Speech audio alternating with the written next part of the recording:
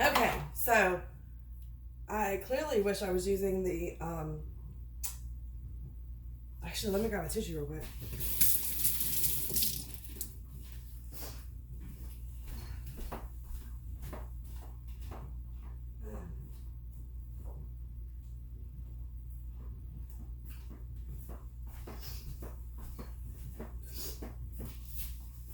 Okay, so welcome.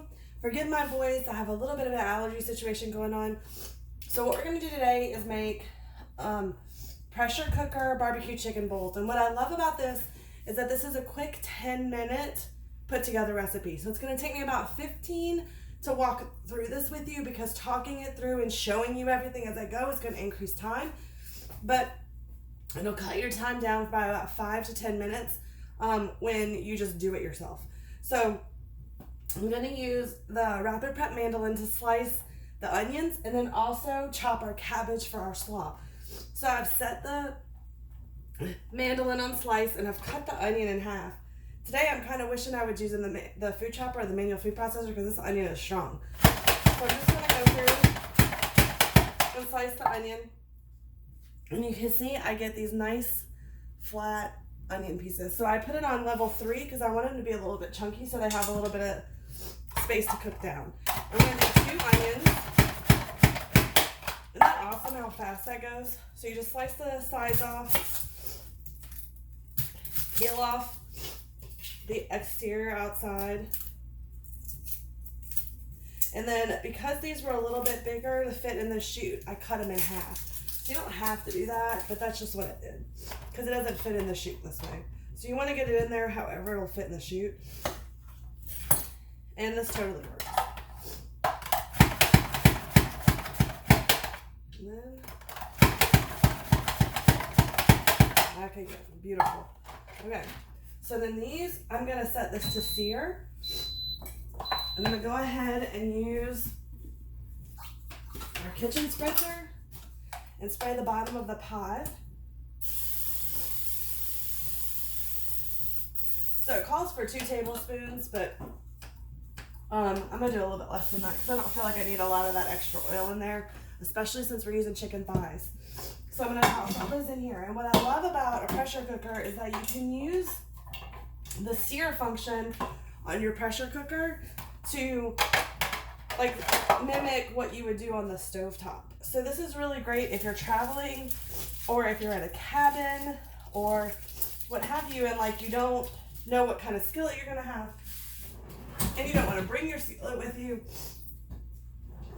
that sort of thing. It really helps. I'm gonna wash my hands real quick.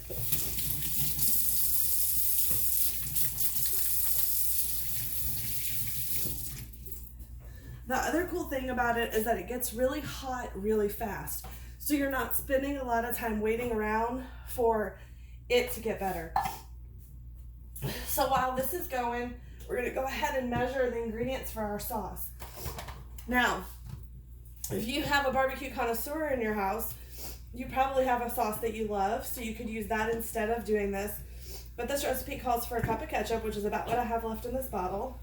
It's about perfect.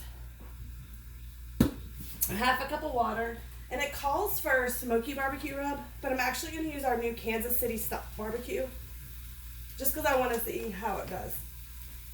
2 teaspoons of vinegar, and then you mix all that in and toss it in here.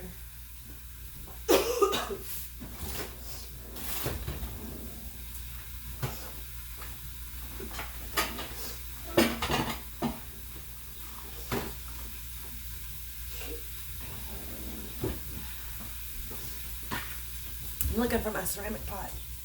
Here it is.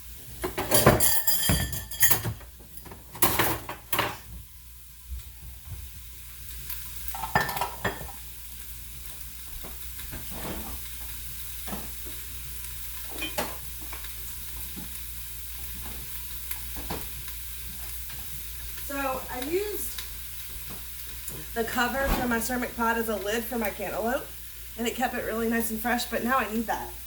So I'm going to switch it out to the one I use on the ice cream maker and then stick this back in the fridge. So let me give this a little bit of wash off.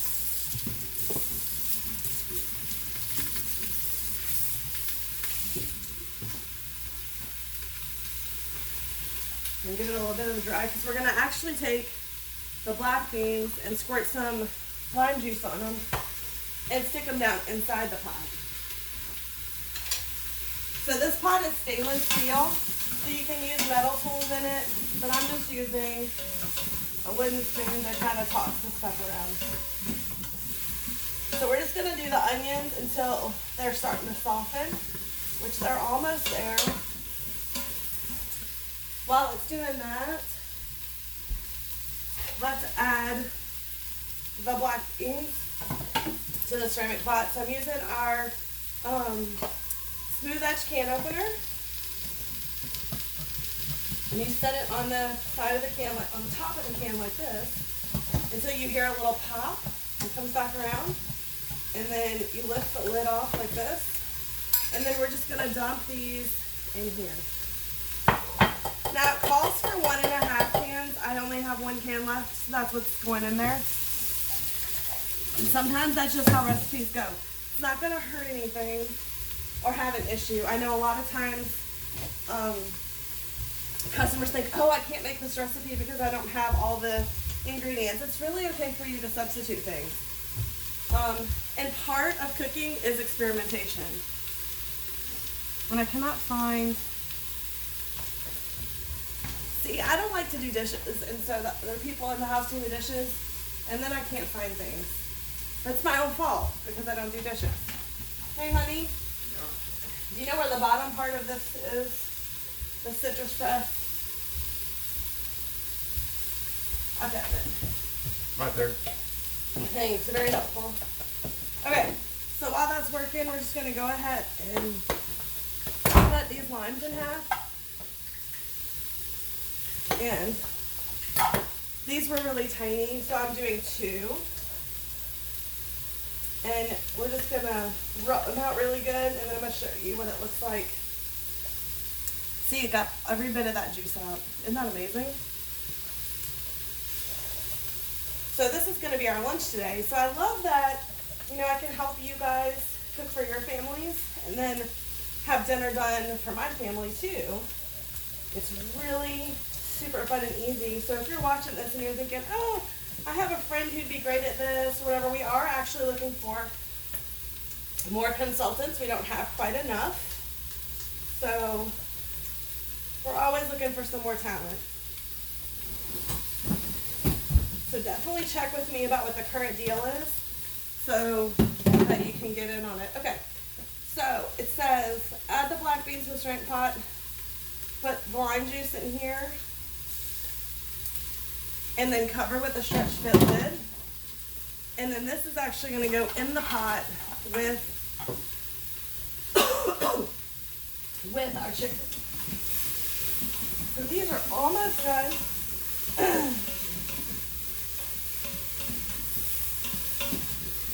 These are nice and caramelized. I'm gonna grab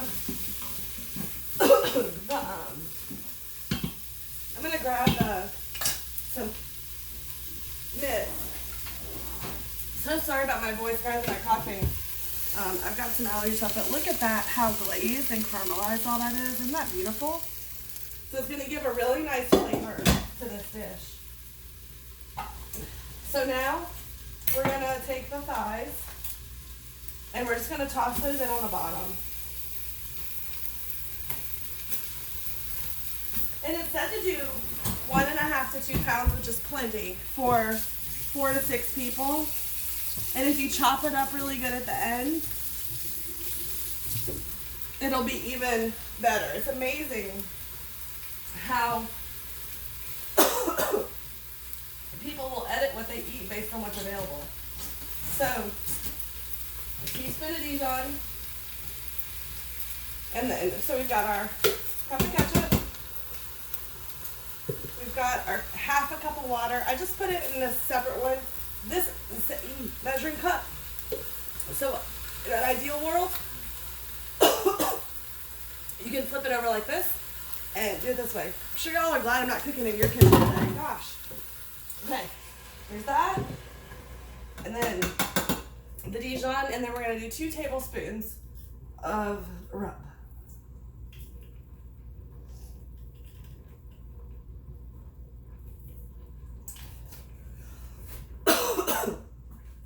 Let me get a sip of water.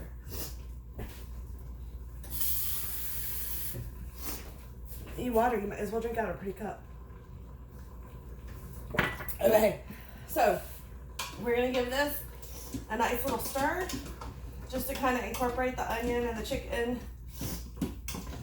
and the sauce. Then we need the wire rack. So this comes with your quick cooker. You're gonna put that in the bottom. Now this is the part I always forget.